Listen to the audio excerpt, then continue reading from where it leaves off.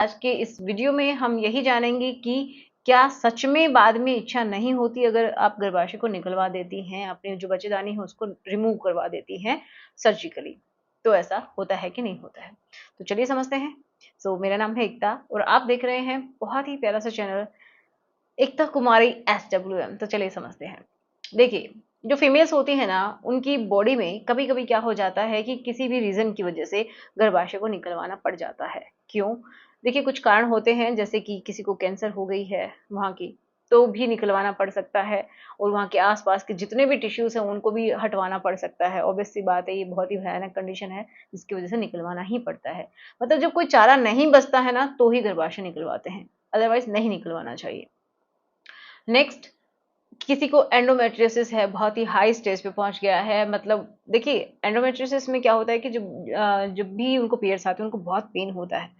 तो उसको मैंने डिटेल में वीडियो भी बनाया है कि क्या होता है कि गर्भाशय के आसपास भी पूरा एक चिपकन के जैसा हो जाता है, चिपक जाता है वो बहुत ही ऑर्गन के साथ, ठीक है, जिसकी वजह से बहुत सारा पेन होता है। जो ये समझिए, जो एंडोमेट्रियम है वो दूसरी जगह शिफ्ट हो जाती है। इसकी वजह से वो वहीं पे जब पीरियड्स आएंगे तो उसको निकलने के लिए रास्ता नहीं मिलेगा। तो इसकी वजह से बहुत ज़्यादा उनको पेन भी होता है, ठीक है। तो ये कभी हम डिस्कस करेंगे एंडोमेट्रियोसिस के बारे में, अगर आप कहेंगे तो जिसकी वजह से भी ऐसा हो सकता है कि निकलवाना पड़े, लेकिन सबको निकलवाने की जरूरत नहीं होती है। बहुत सारे लोग ऐसे हैं जो कि ऐसे ही ट्रीट हो जाते हैं, उनको गर्भाशय निकलवाने की नौबत नहीं आती है। मान लीजिए किसी लड़की को छोटी उम्र में ही हो गया, 20-22 साल की उम्र है तभी उसको हो गया है, तो ऐसा थोड़ी है कि उसका गर्भाशय निकाल देंगे। तो ट्राई करेंगे डॉक्टर कि उसको जब तक हो सके, उसकी फैमिली कंप्लीट ना हो तब तक तो एटलीस्ट उसका गर्भाशय उसके अंदर रहे और किसी तरीके से उसको मैनेज किया जा सके मेडिसिन के थ्रू। ओके। अब नेक्स्ट होती है कि किसी के जो बच्चेदानी है उसके अंदर बहुत सारी गांठें बन जाती है, फाइब्रॉइड्स हो जाती है, जिसकी वजह से हैवी ब्लीडिंग होती है, पेन होता है, बहुत डिस्कम्फर्ट रहता है। तो उसकी वजह से बहुत सारी फीमेल्स को गर्भाशय निकलवाना पड़ जाता है। अब बात करते हैं कि जो फीमेल्स हैं उनकी इच्छा क्यों खत्म हो जाती है अगर आप गर्भाशय को रिमूव करवा देती हैं तो।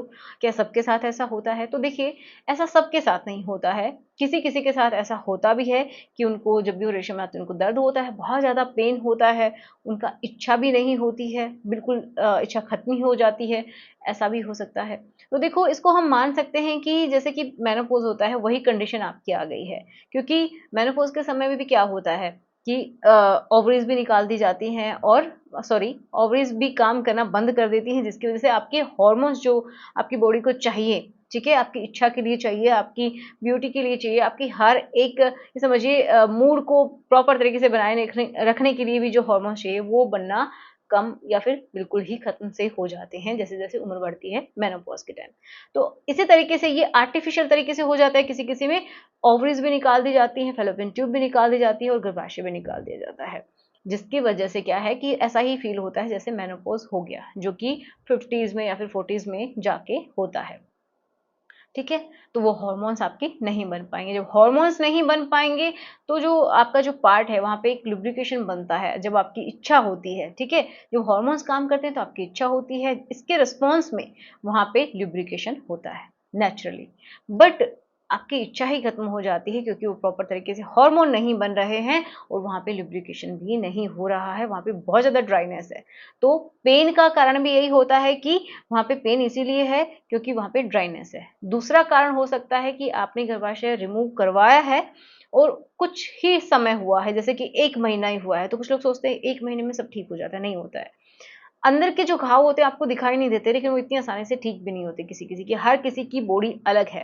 तो किसी में वो 1.5 महीने का समय होता है, किसी में 2 महीने का समय और किसी में 3 महीने का समय। तो जब तक ये समझिए कि 2 महीने आप मान के चलिए कि आपको कोई रिलेशन नहीं बनाने हैं, नहीं तो आपको प्रॉब्लम हो सकती है, अंदर के जो घाव हैं वो प्रॉपर तरीके से नहीं भरेंगे, जिसकी वजह से आपको पेन भी होता है अगर आप फिर भी किसी तरीके से आपके पार्टनर के कहने पे आप कर रहे हैं तो दोनों को ये बात समझ में आनी चाहिए कि जब तक आपके अंदर की हीलिंग नहीं होती है तो 2 से 3 महीने आपको बिल्कुल परहेज करने हैं, नहीं करना है कुछ भी, उसमें कुछ भी इंसर्ट नहीं करना है, नहीं तो पेन होगा। ओके। एंड